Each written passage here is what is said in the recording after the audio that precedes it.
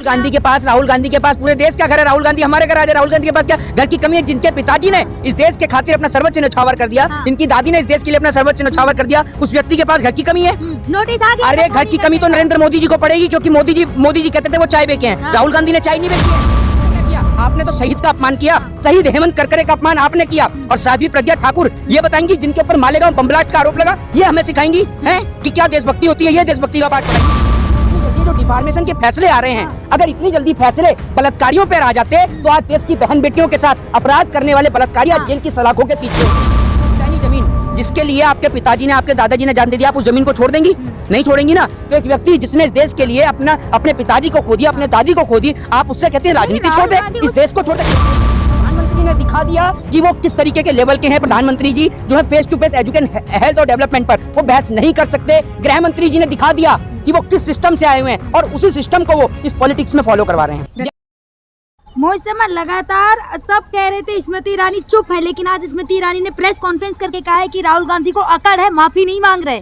अरे राहुल गांधी क्यों माफी मांगेंगे? माफी मांगने के काम स्मृति ईरानी जैसे लोगों के हैं। स्मृति ईरानी माफी मांगे? स्मृति ईरानी ने प्रधानमंत्री नरेंद्र मोदी जी को क्या कहा था वो भूल गई? जब गुजरात दंगे हुए उसके बाद स्मृति ईरानी कहती हैं कि उस टाइम पे ये जो नरेंद्र मोदी उस टाइम पे गुजरात के मुख्यमंत्री थे, स्मृति ईरानी ने कहा कि मोदी जी का मुख्यमंत्री बने रहना एक शर्मनाक घटना है, और अगर मोदी जी अपना इस्तीफा नहीं देंगे तो वाजपेयी जी के सामने वो धरना और प्रदर्शन करेंगी। और आज वही स्मृति ईरानी उन्हीं नरेंद्र मोदी जी की सरकार में मंत्री बन के बैठी है और चुप और मौन है। आज इस देश का दुर्भाग्य है कि देश के सारे नेताओं को जेल के अंदर ठूसा जा रहा है। दिल्ली के उप मुख्यमंत्री मनीष सिसोदिया से लेकर राहुल गांधी से लेकर अखिलेश यादव और अब उद्धव ठाकरे, आदित्य ठाकरे और इसके साथ साथ संजय राउत जैसे सभी नेताओं के ऊपर जो है वो गिरफ्तारी की जो है वो तलवार टंग चुकी है। जाएंगे कहाँ? घर खाली करने भाई साहब, राहुल गांधी के पास पूरे देश का घर है। राहुल गांधी हमारे घर आ जाए। राहुल गांधी के पास क्या घर की कमी है? जिनके पिताजी ने इस देश के खातिर अपना सर्वोच्च न्यौछावर कर दिया, जिनकी दादी ने इस देश के लिए अपना सर्वोच्च न्यौछावर कर दिया, उस व्यक्ति के पास घर की कमी है। नोटिस आ गया। अरे घर की कमी तो नरेंद्र मोदी जी को पड़ेगी, क्योंकि मोदी जी कहते थे वो चाय बेचे हैं। राहुल गांधी ने चाय नहीं बेची है,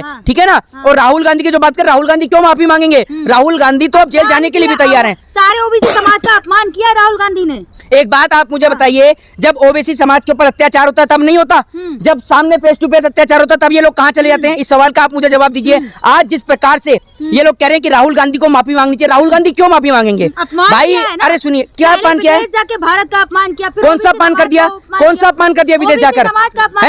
अरे एक बात आप मुझे बताइए, जिसको तकलीफ है, जिसको दर्द है, क्या नीरव मोदी चोर नहीं है? ललित मोदी चोर नहीं है? जिसको तकलीफ है, नीरव मोदी और ललित मोदी का पैसा दे दे आकर, सारी तकलीफ दूर हो जाएगी। दे देना जो करोड़ों रुपए का घोटाला किया है। ये लोग बैंकों को चूना ऐसे लगा के गए हैं जैसे इनका बाप का बैंक हो। ये किसी के बाप के बैंक नहीं है, इसमें आम जनता का पैसा रहता है। वो गरीब जनता अपने पैसों के लिए मर गई और ये विदेशों में ऐसे उड़ा रहे हैं। काय बात के लिए माफी मांगेंगे? ललित मोदी चोर है, नीरव मोदी चोर है, कर दो मेरे पे डिफॉर्मेशन। कर दो ना आप डिफॉर्मेशन। आपने डिफॉर्मेशन के केस में आज संजय राउत, उद्धव ठाकरे और आदित्य ठाकरे को सम्मन जारी किया। उधर अखिलेश यादव को और असदुद्दीन ओवैसी को नोटिस भेज दिया। आप क्या चाहते हैं नरेंद्र मोदी जी? हिटलर शाही, तानाशाही? मुझे तो ऐसा लग रहा है साल 2024 का चुनाव इस देश का अंतिम चुनाव होगा। उसके बाद नरेंद्र मोदी जी चुनाव प्रक्रिया समाप्त कर देंगे, क्योंकि विपक्ष तो सारा जेल के अंदर बंद हो रहा है उठ के। आप समझ लीजिए, ये तो ईवीएम का सारा खेल है, इसीलिए भाजपा जीती पड़ी है, वरना आज देश की जनता परेशान है। मोहित शर्मा, ईवीएम लाने वाली भी तो कांग्रेस थी ना। मेरी बात आप मुझे बताइए, ईवीएम कांग्रेस लेके आई थी, लेकिन चोरी करने के लिए तो नहीं लेके आई थी। इसको हैक करने का सिस्टम कौन लेके आया है? इसको हैकिंग का प्रोसीजर कौन लेके आया है? एक बात आप मुझे बताइए, बैंकों का राष्ट्रीयकरण भी कांग्रेस सरकार ने किया, एम्स भी इस देश के अंदर कांग्रेस सरकार ने दिए, स्कूल बनाए, बड़े बड़े विश्वविद्यालय बनाए। भाजपा ने क्या बनाया है? टॉयलेट। नहीं, कहाँ बन गया? मोदी जी कहाँ बन गया? भाजपा ने, सुन लीजिए, भाजपा ने जो टॉयलेट बनाया ना, उन्हीं टॉयलेट को देश की गोदी मीडिया दिखा रही है। कल अतीक अहमद का काफिला निकल रहा था, तो अतीक अहमद ने ये कुर्ता ऊपर उठाया और अतीक अहमद ये पूछ रहे हैं। अतीक अहमद के चेहरे पर जो डर दिख रहा है, अरे भैया ये अतीक अहमद, एक बात आप मुझे बताओ, किसी के आगे पीछे इतनी पुलिस चलेगी, वो तो आदमी डरेगा ही, डरेगा ही। कह रहे हैं इसमें नया क्या बताया आपने? अगर इतनी कवरेज कल आप ये सोचिए, लगातार 35-36 घंटे का रास्ता है, गुजरात से प्रयागराज तक उन्हें लाया गया, पूरी मीडिया की कवरेज। अतीक अहमद ने अब रुके हैं, अतीक अहमद अब रुक के बाथरूम करेंगे। जब अतीक अहमद प्रयागराज में पहुंच गए, उसके बाद मीडिया ने रुक के सांस ली होगी, और मुझे लगता है उसी के बाद इन्होंने बाथरूम शौचालय किया होगा। उसके से पहले तो लगातार लगे हुए थे, इन्हें कोई काम नहीं है। लड़ सकते, राहुल गांधी का राजनीतिक करियर डगमगा रहा है। भाई साहब, राहुल गांधी का राजनीतिक करियर कैसे डगमगा रहा है? चुनाव लड़ने के सारा कुछ होता है। राहुल गांधी के देश का नेतृत्व नहीं कर सकते?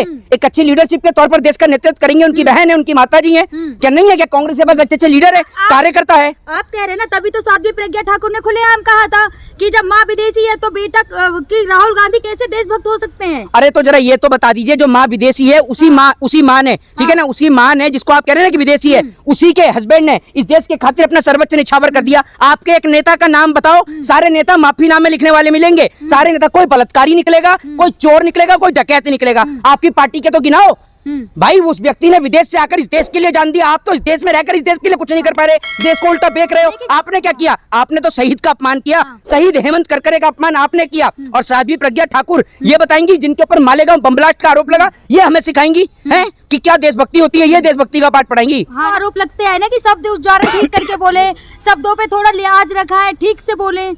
एक बात आप मुझे बताइए, प्रधानमंत्री तो बहुत अच्छी भाषा का प्रयोग करते हैं, है ना? प्रधानमंत्री जो एक महिला को बोलते हैं सुपर्णखा, बहुत अच्छा शब्द है ना? तो आपकी गलती है ना, आप कोर्ट नहीं गए उस टाइम पे। अरे एक बात आप मुझे बताइए, नहीं मेरी बात सुनिए, अभी कोर्ट चले जाएंगे। कोर्ट जितनी जल्दी डिफार्मेशन के, जो मैं कोर्ट के ऊपर सवाल नहीं खड़ा कर रहा हूँ, मैं एक बात पूछ रहा हूँ कि जितनी जल्दी जो डिफार्मेशन के फैसले आ रहे हैं, अगर इतनी जल्दी फैसले बलात्कारियों पर आ जाते तो आज देश की बहन बेटियों के साथ अपराध करने वाले बलात्कारी आज जेल की सलाखों के पीछे होते। कुलदीप सिंह सेंगर, उसने बेटी के साथ बलात्कार किया, किसकी पार्टी का एमएलए था? भारतीय जनता पार्टी का। चकला चलाने वाले इनकी पार्टी के अंदर, सारे देश के जितने भी जयचंद है इनकी पार्टी में। और फिर भाजपा कहती है कि इस देश में गुंडे मवाली खत्म हो गए, सबको तो बीजेपी ज्वाइन करा दी पट्टे पहना पहना कर। जैसे राहुल गांधी की सदस्यता रद्द हुई थी, ऐसे पहले इंदिरा गांधी की सदस्यता रद्द हुई थी, उसके बाद कांग्रेस की पूर्ण बहुमत की सरकार बनी थी। देखिए मैं आपको एक चीज बताता हूँ, कांग्रेस सरकार में आती है नहीं आती, लेकिन मैं आपको एक चीज कहता हूँ कि आज विपक्ष को एकजुट होने की जरूरत है। जिस प्रकार से ज्ञानवापी के मामले में अखिलेश यादव को सम्मन जारी हुआ, जिस प्रकार से डिफार्मेशन के केस में उद्धव ठाकरे, संजय राउत और आदित्य ठाकरे को सम्मन जारी हुआ, ठीक है, ठीक उसी तरीके से आपने देखा राहुल गांधी को घर खाली करने का नोटिस आ गया, उनकी संसद की सदस्यता चली गई। मैं तो ये कहता हूँ कि इस देश की डेमोक्रेसी का ये लोग अंत कर रहे हैं, संविधान की धज्जियां उड़ा रहे हैं, पर कच्चे उड़ा रहे हैं। आप एक तरफ नारे लगते हैं राहुल गांधी हम तुम्हारे साथ है, संविधान राहुल गांधी डरो मत, संविधान तुम्हारे साथ है। अरे भैया मेरी बात तो सुन लीजिए, मेरी बात तो सुन लीजिए। संविधान की धज्जियां भाजपा वाले उड़ा रहे हैं, ठीक है ना? और ये संविधान की धज्जियां और डेमोक्रेसी की धज्जियां नहीं तो क्या है? भाजपा के पास के दूध के धुले नेता हैं, संस्कारी हैं। मैं क्या कह रहा हूँ आपको सुन लीजिए। विपक्ष के जिस नेता को ना, विपक्ष के जिस नेता को आप समझते हो किसके पास एबिलिटी है, उसको आप दे दीजिए किसी भी नेता को, सीबीआई और ईडी, ज्यादा नहीं, सिर्फ एक दिन के लिए। सारी भाजपा जेल में न डलवा दी तो बात रही। सारी भाजपा, सारे चोर डकैते हैं, सबको पता है कि किसकी आक्रोश की नीति कहाँ निकली है। जांच हो रही थी गौतम अडानी पर मांग रहे थे, लेकिन जांच बैठती है राहुल गांधी पर, और ये कहीं का कहीं मामला निकलता है, पूरे देश को पता है, छिपाने की कोशिश मत करिए। तो मोदी जी ने आप जैसे लोगों के लिए कहा है कि विपक्ष कहता है मर जा मोदी, जनता कहती है। अरे मोदी होता कौन है? होता कौन है मोदी? हमें बताएं। अरे नहीं तो होता कौन है? अरे अब मैं कौन से मोदी की बात कर रहा हूँ? मैंने कौन से मोदी की बात करी आपको पता है? मैंने नाम लिया, ये बताइए ना आप मुझे। मैं तो नीरव मोदी की बात कर रहा हूँ। अरे हाँ तो करा लो। अरे मैं तो नीरव मोदी की बात कर रहा हूँ, करा लो। मैं तो नीरव मोदी की बात कर रहा हूँ, चोर है नीरव मोदी, कर लो आप। मेरा क्या करोगे? चोर नहीं है नीरव मोदी। आपको आपत्ति हो रही है नीरव मोदी के चोर सुनने से, तो नीरव मोदी जो पैसा लेकर भागा है, ललित मोदी जो पैसा लेकर भागा, चुका दो आप, चुका दो। अरे बोल दो, अरे नरेंद्र मोदी को बोल दो ना करे आप। क्यों ना करें पर्सनल कमेंट? पैसा किसी के बाप का, हमारे देश का पैसा, हम बोलेंगे क्यों नहीं बोलेंगे? आप हमारे को रोकेंगे डेमोक्रेसी में बोलने से? आप हमें डेमोक्रेसी में बोलने से रोकेंगी? फंडामेंटल राइट है। अरे जाके बोलते हैं लोकतंत्र खतरे में, इंडिया में बोलते हैं डेमोक्रेसी है, आप रोकेंगे हमें? अरे तो भाई साहब हमें ज्ञान नहीं है क्या अपने फंडामेंटल राइट का, जो आप हमें कहेंगी? डेमोक्रेसी तो खतरे में ही है। आज प्रदर्शन प्रोटेस्ट करने के लिए बाद में जाता है आदमी, गिरफ्तार करने के लिए पुलिस पहले खड़ी होती है। कहाँ है खतरे में? आप भी तो खड़े होकर बोल रहे हैं। सारा विपक्ष जेल के अंदर है। डेमोक्रेसी, लोकतंत्र किसे कहा जाता है? What is the definition of democracy? किसे कहते हैं आप डेमोक्रेसी? एक समान अधिकार है इसको, एक मिनट, बोलने का अधिकार को डेमोक्रेसी कहते हैं? कुछ भी बोल सकता है, कहीं भी कुछ भी बोल सकता है। तभी तो मोदी जी, हाँ तभी तो मोदी जी बोलते हैं बेटी बचाओ बेटी पढ़ाओ, है ना? स्लिप ऑफ टंग की नीकी होती है ना? वो गृह मंत्री सफेद टी शर्ट वाले ऐसे करते हैं, ऐसे कोई गली मोहल्ले में आइसक्रीम चुस्की बेचने वाला आता है ना, अरे सफेद टी शर्ट वाले जरा ऐसे, ये देश के गृह मंत्री हैं, ये देख लीजिए आप, ठीक है? वो 12वीं क्या 10वीं में एडमिशन दिलाने पे वापस से लैपटॉप बांट रहे हैं। ये लोग देश का नेतृत्व करेंगे। नहीं ना तो अब अरे घर की कमी क्या है? हमारे घर आए, हमारे घर आए, हमारे तो खुश। अरे भाई साहब राहुल गांधी की पार्टी के इतने कार्यकर्ता हैं कि एक एक दिन भी अगर किसी के घर पे रहेंगे तो भी उनका जीवन कम पड़ जाएगा, लेकिन घर उनके लिए कम नहीं पड़ेंगे, इतने कार्यकर्ता है, समझ लीजिए आप, ठीक है ना? ठीक है। जिस तरह टायर बोला पीएम साहब को, क्या कहेंगे? हाँ तो वाकई में जो व्यक्ति सीबीआई ईडी का इस्तेमाल कर रहा है, भाई आप सामने आओ ना, आप नेशनल चैनल पर बैठिए और बुलाइए विपक्ष के नेताओं को, आप करिए डिबेट, एजुकेशन पे करिए, हेल्थ पे करिए, डेवलपमेंट पे करिए। आपने सिर्फ शौचालय के सिवा कुछ नहीं बनाया। करेंगे क्या?